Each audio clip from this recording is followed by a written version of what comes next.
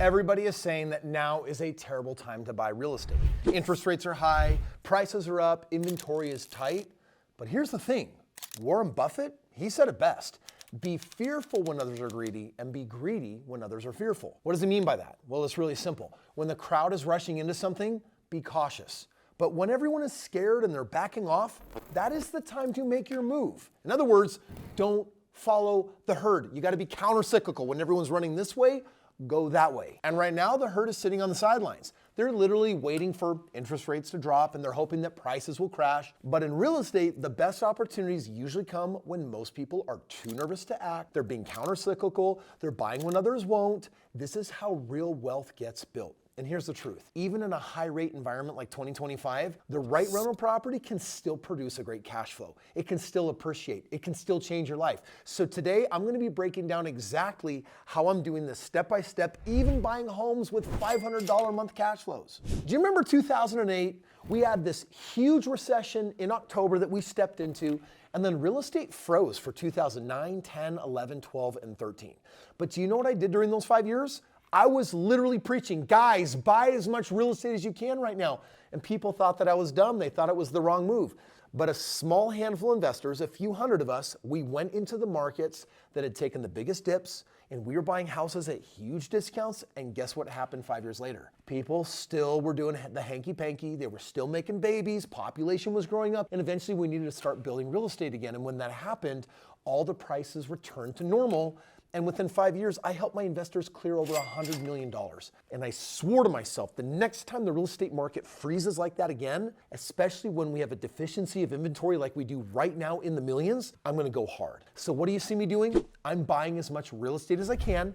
And truth be told, most people on the sidelines are saying, we're gonna wait and see, we're gonna wait for rates to drop. But you see, you're missing out on the biggest opportunity, and I'm gonna explain it in this video right now. A lot of you already know that you want to be in the game of real estate, and you've heard the success stories, right? You've seen the cash flow potential, but now you're just not sure how to start. And with everything happening in the economy, with high rates and inflation and market uncertainty, it's easy to feel stuck. And yet here's the crazy part. Now is actually the perfect time, because as a general rule of thumb, if you listen to mainstream advice, you're right. It's probably a bad time to get into real estate if you don't have a strategy, you don't have a mentor, and you don't know what you're doing. But did you know that there are pockets in the economy right now where real estate makes more sense right now than even before? This is exactly why I'm making this video, because I'm already winning against what everyone else is saying. Because there is a way to get in right now without waiting for perfect conditions, without needing a pile of cash, and without getting stuck on the sidelines while other people like me are out there building real wealth. So today, here's what I'm gonna do. I'm gonna walk you through 5 steps to buy your very first rental property in 2025. And if you follow these 5 steps, they are beginner friendly. You're gonna be doing it the right way. And then from there, I can show you how to turn 1 into 2, into 5, into 10, and a tidy portfolio worth a few $1,000,000 that can give you a great retirement. Let's start with step 1. It starts with knowing what you can afford. Start by finding out your buying power. That means talking to a lender and not guessing, finding out for real, what can I actually qualify for by way of an investment property? You need to know exactly what you qualify for in today's market based on where interest rates are in that 6 to 7% rate. These are traditional loan options, but don't forget about creative tools like DSCR loans, home equity lines of credit, or even rolling a 401k or an IRA into a deal. Once you know what you're working with, you can start researching the markets. And here's the truth. The deal that you find, it may actually not even be in your backyard. Some of the very best rental opportunities in 2025, they're actually in out-of-state markets, and no, you don't have to get on planes and go visit them. It's because in those markets, you have stronger cash flow. There are markets, for example, in the Midwest or Florida, that are landlord-friendly states with huge growth population demand. This is where you've got high rent demand. And I'm using tools like Rentometer and Zillow Rent and Estimate and Zestimate, where you can basically start vetting your options and finding deals. Step 2,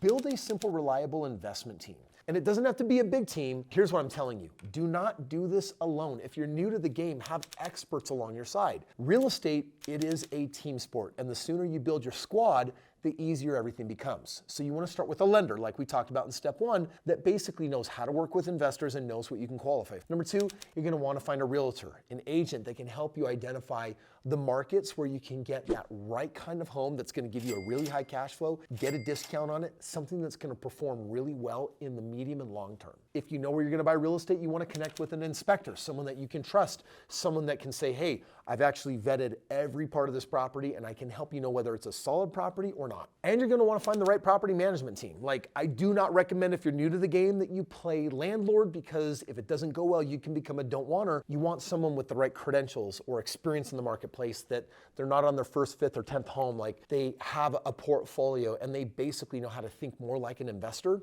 That's also going to help you on your squad. Hey, I wouldn't pause this video if it wasn't important, but this could literally make one of the most real differences for you or someone that you care about. Most investors work way too hard and for way too little. And if you're earning 8% on your money in the market, like 401ks and IRAs, or you're losing money to inflation, you're playing the wrong game. It'll never get you where you want to go. For the last decade, on my last 2,000 plus deals, my team and I are averaging 60% annual ROI on our real estate. And here's the best part. We do 100% of the work. You bring the capital, it's usually from like a 401k, an IRA, or equity in a home, and then we do everything else, and then we split the profits equally. This isn't a seminar, it's not a course. These are real deals, real returns, and if you want in to learn about what partnering with me could look like, click the link below and find out. Step 3, it's about running the numbers and not the emotions, because too many people, they basically are like, well, I just thought that if I just bought a home, that it was going to work well for me. And the reality is, you want to actually base it not on vibes, you want to base it on numbers. Your first rental has to make sense on paper. So you want to start with the basics. What's the monthly rent? What are the exact expenses, the mortgage, the taxes, the insurance, the maintenance, all of the management? And then you want to say, am I going to have a proper positive cash flow? Like, am I break even? Am I going to make $100 or $200? If your cash flow is too low, it's actually going to be dangerous for you. You want to have a higher cash flow to make sure you're in a solid place, or that you have a really good sleep well at night account to back you up on this deal. And then you got to make sure that the ROI checks out. So for example, let's say that you are buying a house in the Midwest in one of my favorite markets where it's $70,000 as a 20% down payment out of pocket. And this home is producing a solid 5% cash on cash. It's making you, let's say, $300 every single month after all expenses are being paid for. So the net cash flow might be $500 a month, but you're actually going to keep $300 a month. In 2025, where inflation is still eroding savings, you want to make sure that your money is in something real. If it's in the stock market, 401k, IRA, it will lose value with inflation. Real estate, you experience the opposite, because homes appreciate with inflation. The worse the inflation, the better the appreciation. And so by actually having it sitting in a home, you pick up a huge benefit. Not to mention that if I'm putting 20% down on a property, then if that property, let's say, goes up 4% this year, well, it's going to go up 4% on the total value of the real estate, not my 20% down payment. So 4%, we multiply it by 5. Now I'm doing 20% of my money. Now I'm killing it and crushing it. That's why real estate is, again, a really smart move in this economy right now. Let's move on to step 4. Making the offer and getting creative if you need to. You see, once you find a deal that pencils out, and you might have used ChatGPT to basically say, help me run my numbers, I'm not confident in that. Hopefully you have a mentor that is actually helping you do some of that. Well, it's now time to make your move. And in 2025, you've got more negotiating power than you actually think. Sellers right now, they're cautious, they're motivated, and that means that you can ask for credits, you can negotiate repairs, or even explore seller financing.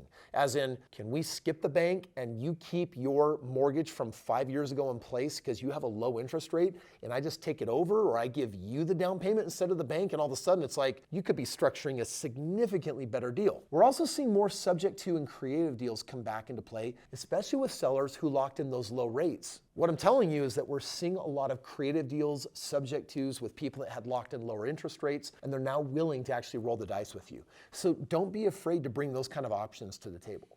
Creativity is a tool, and right now it gives you an edge. And if any part of this step 4 went over your head, make sure that you like and subscribe this video, because I've got more educating to do for you, teaching you how real wealth is built that doesn't always require money. There's a creative game that I love talking about on this channel all the time. So if you subscribe, I'm going to keep bringing you these strategies and going deep with you on how wealthy people literally make money out of thin air. Because literally, I turned $3,300 into a 3% down payment on my first home, and I leveraged the equity in that first home over 4.5 years. into 25 other properties that made me $1.6 million, gave me a 6-figure residual income. I didn't put any other money into any other my other deals. Those are the kind of things that I love to teach you. Step 5, the final step.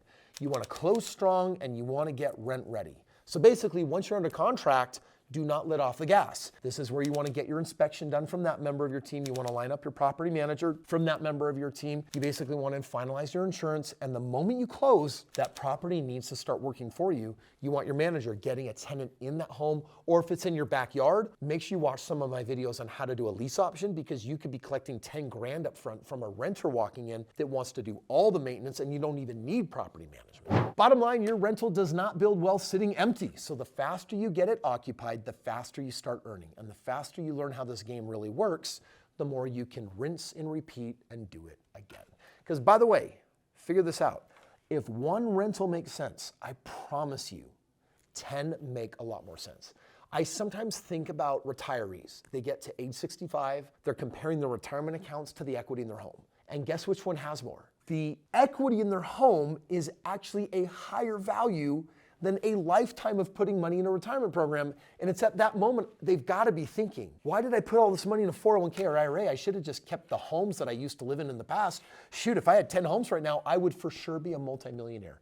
Which is why now that you got the first one done, you want to be thinking, how do I use this to go into house number 2 or 3? Because buying your first rental property, it might feel intimidating, especially in a market like 2025, but the truth is there are always reasons for other people, the wannabes, to not invest. Oh yeah, the rates are too high, prices are too high, the economy feels uncertain, but the people who build real wealth, guys like you and I, they don't wait for perfect. They act when others hesitate. They follow Buffett's strategy, which is everyone's moving this way. You and I, shh, it's a secret. We're going to move in this direction. Now, by the way, to follow the steps in this video, you don't need to be rich. You don't need to know everything. You just need to start. And one property is a start. So start learning the numbers, start building your team, start running the plays, and pretty soon you're going to own a property. And that property is going to turn into more properties. And this is where you wake up one day like me saying, wow, God, you've been so good to me. And God's going to say, but that's because you took action. You didn't just sit on the sidelines. No more waiting in the gap. No more waiting on the sidelines. Because the best way to learn real estate, it's to go